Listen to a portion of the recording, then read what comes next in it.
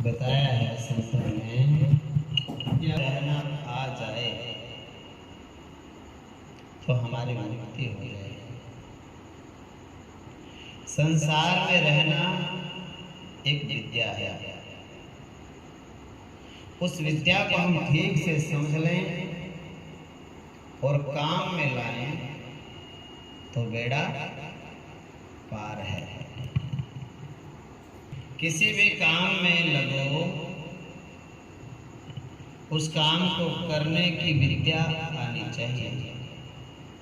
जैसे कोई रसोई बनाता है तो उसे रसोई बनानी नहीं आती तो रसोई नहीं बनती। इसलिए किसी भी कार्य में ज्ञान और कर्म दोनों की आवश्यकता है। संसार में रहने की विद्या क्या है, इसको समझना है। जैसे एक मनुष्य, उसके माता पिता, स्त्री पुत्र, भाई भाभी आदि हैं, तो वो उनके साथ केवल उनके हित के लिए ही व्यवहार करे,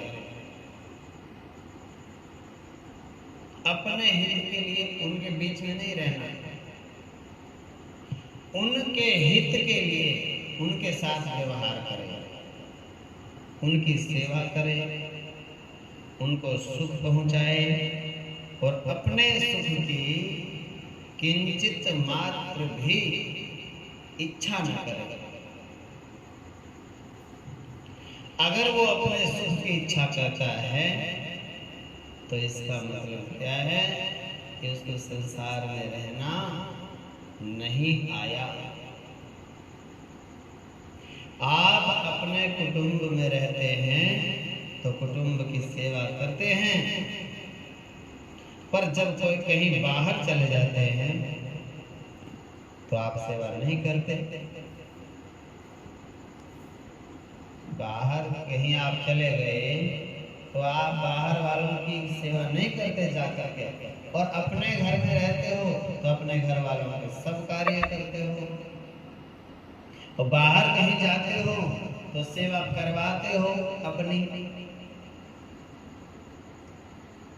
कोई हमें मार्ग बता दे, कोई हमारी सहायता कर दे, कोई हमें रहने के लिए जगह दे दे, कोई मुझे जल पिला दो, हमें ऐसा कुछ दे दे जिससे हम अपनी यात्रा ठीक से कर सकें। बाहर जाके ऐसा विचार रहता है। इस प्रकार सेवा चाहते रहने से कल्याण हमारा नहीं होता। हम किसी से कुछ भी चाहते हैं तो इसका मतलब है हम पराधीन हैं। ये सिद्धांत है। परंतु जब हम किसी से कुछ भी नहीं चाहते वहां हम पराधीन नहीं होते, उल्टा स्वाधीन होते हैं। संसार से कुछ भी चाहना अपने आप को पराधीन बनाना है। अतः अपनी चाहना को रखें ही नहीं और दूसरों की न्याय युक्त चाहना,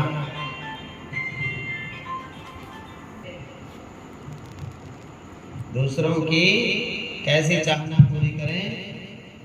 न्याय युक्त, मर्यादित, दूसरों की न्याय युक्त चाहना पूरी करते रहें, अपनी शक्ति के अनुसार पूरी करें। हम स्वाधीन हो जाएंगे। अब प्रश्न होता है, जब हम दूसरों से कुछ भी नहीं चाहते तो फिर उनकी चाहना पूरी क्यों करें? इसका उत्तर ये है कि उनकी चाहना पूरी करने से अपनी चाहना की के त्याग की सामर्थ्य आप में आ जाएगी। आपकी जो चाहना है उसकी त्याग करने की सामर्थ्य नहीं है आप में अभी। वो सामर्थ्य आप में तब आएगी जब आप दूसरों की न्यायपूर्ण चाहना को पूरी करने में लग जाओगे। अगर हम अपनी चाहना पूरी करने में ही लगे रहेंगे, अपनी चाहना के त्याग की सामर्थ्य नष्ट हो जाएगी, फिर आप जीवन में कभी भी अपनी चाहना का त्याग नहीं कर सकते, असमर्थ हो जाओगे आप। और हम सर्वथा के लिए, सदा के लिए पराधीन हो जाएंगे, पतित हो जाएंगे, पापी, शोषण करने लग जाएंगे सबका। और हम सर्वथा के लिए पापी हो जाएंगे अगर हम उनकी सेवा करते रहेंगे, तो हम स्वतंत्र हो जाएंगे।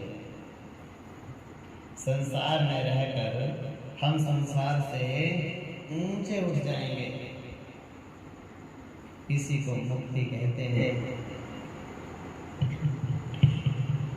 जिनका मन साम्यावस्था में स्थित हो गया है, उन पुरुषों ने जीवित अवस्था में ही संसार को जीत लिया है। जिनकी मन में समानता का भाव आ गया, उन पुरुषों ने जीवित अवस्था में ही संसार को जीत लिया है। साम्य अवस्था क्या है? जो भी अनुकूल परिस्थिति मिले उसमें सुख दुख, हर्ष शोक ना हो। संसार की मात्र परिस्थिति हमें ना डिगा सके तो हमने विजय प्राप्त कर ली। यदि संसार की अनुकूलता या प्रतिकूलता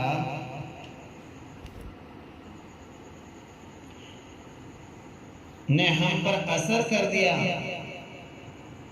तो हम हार गए और संसार जीत गया। अनुकूलता और प्रतिकूलता हम पर असर कब नहीं करेगी? जब हम संसार में अपने लिए नहीं जिएंगे, नहीं जिएंगे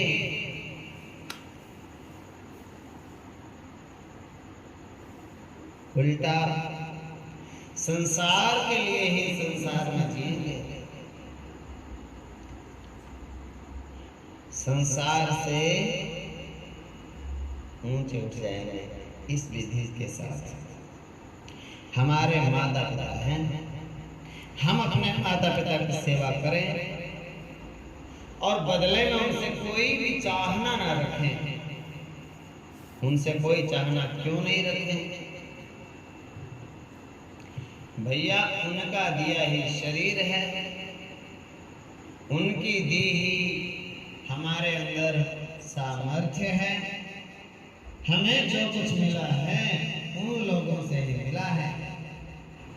अतः उनसे मिले हुए शरीर, उनसे मिली सामर्थ्य, उनसे मिली समझ, उनसे मिली सामग्री आदि के द्वारा उनकी ही सेवा करनी है।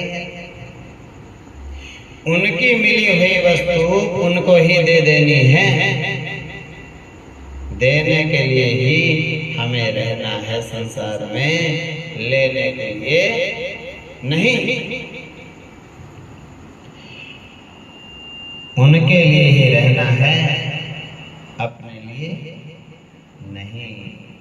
अगर हम अपने लिए नहीं रहेंगे तो वे हमारे साथ अच्छा व्यवहार करें अथवा बुरा व्यवहार करें, उसका हम पर असर नहीं पड़ेगा, क्योंकि हम तो उन्हीं के लिए जी रहे हैं, उन्हीं के लिए रह रहे हैं, उन्हीं के बनाए हुए हैं। उन्हीं के समझाए पढ़ाए लिखाए हुए हैं, सब उन्हीं का है। अब वो डांटें चाहे दुलार करें, उनका स्वतंत्र वो हैं, हम नहीं। हम उनके लिए बने हैं, बस जन्म उनके लिए हुआ है हमारा। तो उनके व्यवहार का हमारे ऊपर फिर असर नहीं पड़ेगा। उनकी सेवा कैसे बने, उनको सुख कैसे मिले, उनको आराम कैसे पहुंचाऊं, उनका भला कैसे हो, उनका उद्धार कैसे हो, उनका कल्याण कैसे हो, यही भाव रखना है। तो कहते हैं लोग कि महाराज जी ऐसा करने से तो हम दुखी हो जाएंगे। हम दुखी तभी होंगे जब हम उनसे बदले में कुछ चाहेंगे।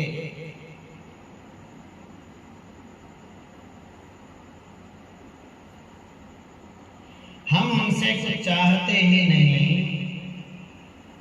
तो दुखी कैसे हो सकते हैं। और वे नहीं करेंगे। हम तो केवल उनके सुख के लिए, आराम के लिए ही रहते हैं। उनको सुख पहुंचाना ही हमारा मुख्य कार्य है। अगर वे हमें दुख पहुंचाएं तो वे हमें दुख पहुंचाएं तो हमारा बहुत जल्दी कल्याण होगा। और वे हमें दुख देते हैं तो इसमें हमें दुगना लाभ होगा। एक तो निष्काम भाव से उनकी सेवा करने से हमारा त्याग बन गया, और दूसरा वे हमें दुख देंगे तो हमारे पाप नष्ट होंगे,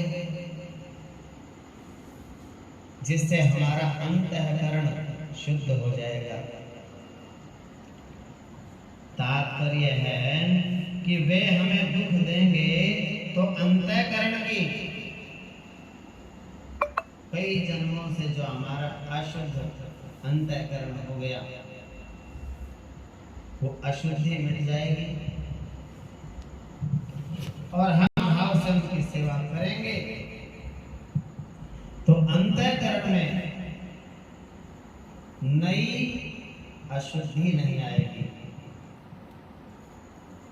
चाहना लेकर के उनकी सेवा करेंगे तो एक और नई अशुद्धि आ जाएगी अंदर, और उनकी सेवा निष्काम भाव से हम करेंगे तो पहले कई जन्मों की जो कामनाएं थी हमारे मन में, जिनकी वजह से हमारा जन्म होता है और इस बंधन में पड़ते हैं, वो कई जन्मों की अशुद्धि मिट जाएगी निष्काम भाव से उनकी सेवा करने से।